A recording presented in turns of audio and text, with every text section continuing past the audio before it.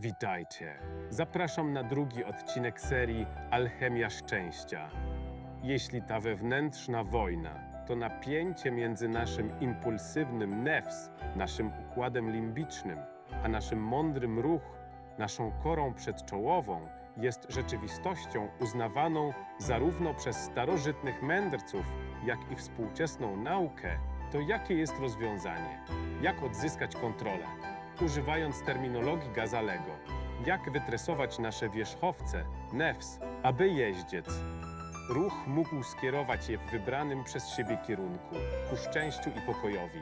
W tym momencie Gazali wyjaśnia głęboką logikę stojącą za praktycznymi rozwiązaniami oferowanymi przez islam. Islam nie sugeruje, abyśmy niszczyli lub całkowicie tłumili tę zwierzęcą stronę, nasz nefs. Gazali twierdzi, że jest to niemożliwe. Te impulsy są żołnierzami lub wierzchowcami danymi nam do przetrwania. Nie moglibyśmy żyć bez głodu, pragnienia, gniewu czy pożądania. Jeśli posiadasz konia, nie zabijasz go, trenujesz go. Podstawową koncepcją islamu w tej kwestii jest taskija. Słowo to oznacza oczyszczenie, uszlachetnienie i poskremienie. Celem jest, aby rozum, kora przedczołowa zarządzał impulsami, układ limbiczny i kierował ich energię ku dobru. Święta Księga Islamu, Koran, jest głęboko zainteresowana tą psychologiczną transformacją. Nie postrzega nefs, jaźń, jako pojedynczego statycznego bytu, ale jako potencjał. Ten nefs może istnieć na różnych poziomach świadomości. Koran mówi o co najmniej 3 podstawowych stanach nefs. Po pierwsze istnieje ja surowe, niewytrenowane i niekontrolowane. Koran nazywa je nefsi ammara, dusza nakłaniająca do zła lub błędu. Jest to stan, w którym system pierwszy, nasze impulsy, ma pełną kontrolę, a głos rozsądku jest ignorowany. W Koranie ta wewnętrzna walka jest wyznana w historii Józefa, proroka Jusufa, pokój z nim. Zaprawdę, dusza, nefs, skłonna jest do złego, chyba że mój Pan okaże miłosierdzie. Surat Jusuf, werset 53. To jest jaźń, która działa bez zastanowienia, a żałuje później. Ale Koran stwierdza, że to nie jest nasz ostateczny los.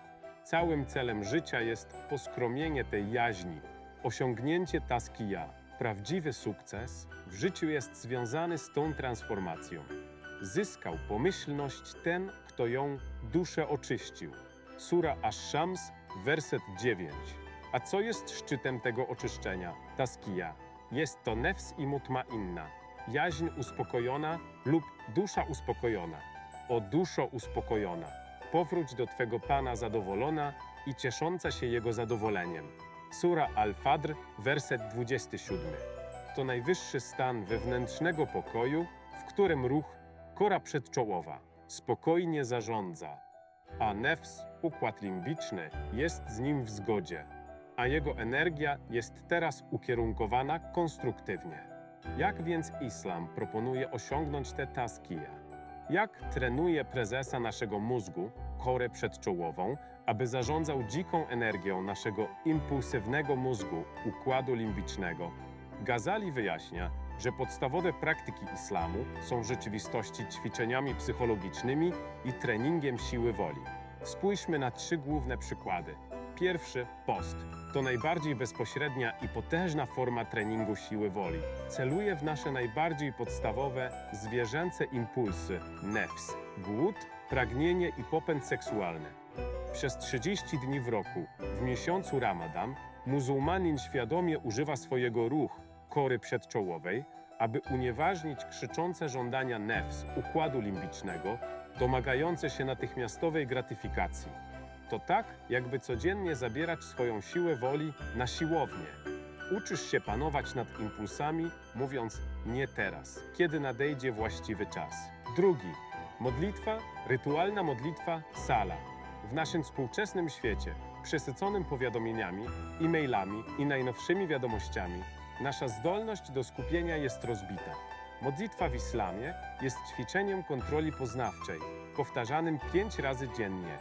Ta praktyka wymaga, abyś zatrzymał wszystko, odłożył na bok chaotyczne myśli i skierował całą swoją uwagę na jeden wyższy cel – Boga. Jest to ustrukturyzowane ćwiczenie, które trenuje umysł skupiony i obecny zamiast umysłu rozproszonego i reaktywnego. Trzeci, wspominanie zikr. Jest to islamski odpowiednik współczesnej praktyki uważności, mindfulness. Zikr to akt świadomego wspominania Boga w ciągu dnia, bycia świadomym Jego obecności. Co to daje z naukowego punktu widzenia?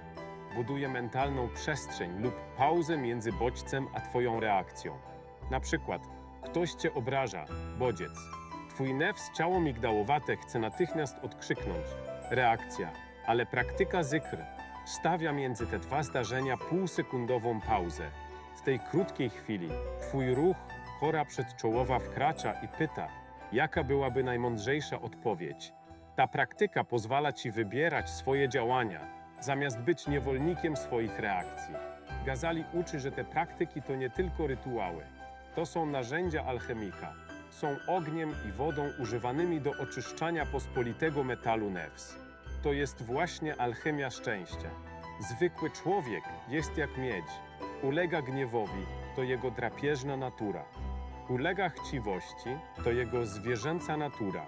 Te siły nim rządzą. Człowiek na ścieżce duchowej jest jednak alchemikiem. Nie niszczy swojego gniewu, przekształca go w odwagę i poczucie sprawiedliwości. Nie niszczy swojej chciwości, przekuwa ją w pracowitość i hojność.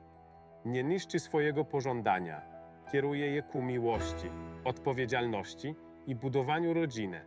To jest przemiana pospolitych impulsów, nefs w złoto poprzez rozum i ducha.